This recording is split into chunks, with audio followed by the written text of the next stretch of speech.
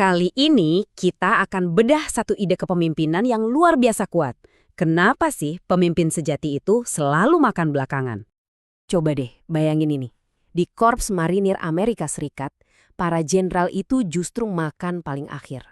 Prajurit yang paling muda dan paling junior, mereka yang makan duluan. Ini kelihatannya sepele ya, tapi ini bukan sekedar tradisi. Ini adalah inti dari kepemimpinan yang sejati. Anehnya di dunia kerja kita sekarang, ada angka yang mencengangkan. 80% dari kita merasa nggak puas sama pekerjaan. 8 dari 10 orang. Nah, jadi apa sih rahasianya para marinir yang kayaknya nggak dipahami sama kebanyakan perusahaan? Kok bisa? Satu organisasi bisa menginspirasi pengorbanan sebesar itu, sementara yang lain cuma bikin stres dan frustrasi? Jawabannya ternyata bukan ada di buku-buku manajemen yang tebal itu. Jawabannya ada di sesuatu yang jauh lebih mendasar, yaitu biologi otak kita sendiri. Jadi gini, di otak kita itu ada 4 zat kimia utama yang ngatur perasaan dan perilaku kita.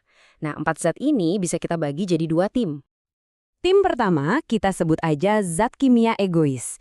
Ini ada endorfin dan dopamin.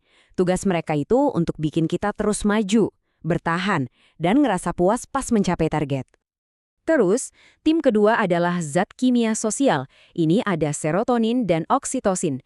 Merekalah lem perekatnya. Zat-zat kimia inilah yang bikin kita merasa percaya, aman, dan mau bekerja sama. Oke, kalau kita emang dari sananya udah diprogram untuk saling terhubung, kok bisa ya banyak banget kantor yang suasananya malah bikin stres dan orang-orangnya saling sikut? Nah, ini dia biang keroknya. Tempat kerja modern itu tanpa sadar bikin kita semua kecanduan dopamin. Kita terus-terusan ngejar target jangka pendek, bonus, pencapaian individu, sampai kita kelaparan zat kimia sosial yang justru membangun kepercayaan. Akibatnya apa? Sistem kita kebanjiran kortisol. Ini hormon stres. Dan yang paling bahaya, kortisol ini secara harfiah ngeblok produksi oksitosin. Jadi kemampuan kita untuk percaya dan berempati ke orang lain itu rusak. Bahaya ini diperparah sama satu hal lagi, abstraksi. Maksudnya gini, semakin kita nggak melihat langsung dampak dari tindakan kita, semakin gampang kita membuat keputusan yang merugikan orang lain. Kita itu bisa jauh lebih tersentuh sama cerita satu orang spesifik daripada lihat statistik ribuan orang. Kenapa? Karena angka dan jarak itu bikin kita jadi mati rasa, jadi lebih gampang untuk nggak peduli. Nah, ini yang membawa kita ke solusinya. Kita harus melawan abstraksi itu.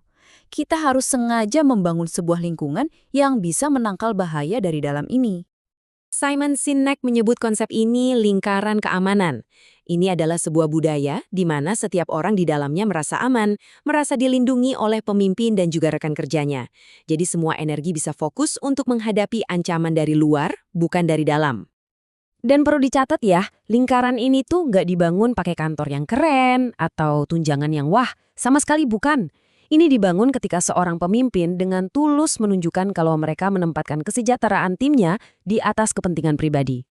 Contohnya seperti CEO Bob Chapman. Dia membeli sebuah pabrik yang lagi diambang kehancuran dan dia ubah total budayanya hanya dengan satu prinsip sederhana, memperlakukan semua karyawan seperti keluarga. Hasilnya luar biasa. Karyawannya mulai bertindak seperti satu suku yang solid. Mereka saling melindungi satu sama lain karena mereka merasa dilindungi oleh pemimpinnya. Pada akhirnya, menciptakan lingkungan seperti ini kembali ke satu pilihan mendasar, pilihan soal gaya kepemimpinan. Di satu sisi, ada pendekatan yang sangat didorong oleh dopamin, seperti yang dilakukan Jack Welch di GE. Fokusnya cuma ke angka, bahkan sampai mengadu domba karyawan lewat sistem rank and yank. Nah, di sisi lain, ada James Sinegal di Costco.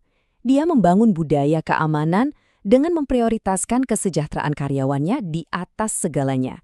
Bahkan saat resesi parah, dia malah menaikkan gaji. Jadi, pendekatan mana yang lebih baik untuk jangka panjang? Biar angka yang bicara deh. Lihat aja sendiri bedanya. Poin utamanya adalah ini. Kepemimpinan yang berpusat pada manusia itu bukan cuma nice to have. Justru, itulah yang menghasilkan bisnis yang lebih stabil, lebih kuat, dan lebih berkelanjutan. Kepemimpinan sejati itu bukan soal jabatan, bukan soal siapa yang paling berkuasa.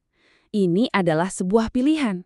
Pilihan untuk menjaga orang di sebelah kiri dan kanan kita. Anda tidak perlu punya jabatan tinggi untuk jadi seorang pemimpin. Ini adalah pilihan yang bisa dibuat siapa saja.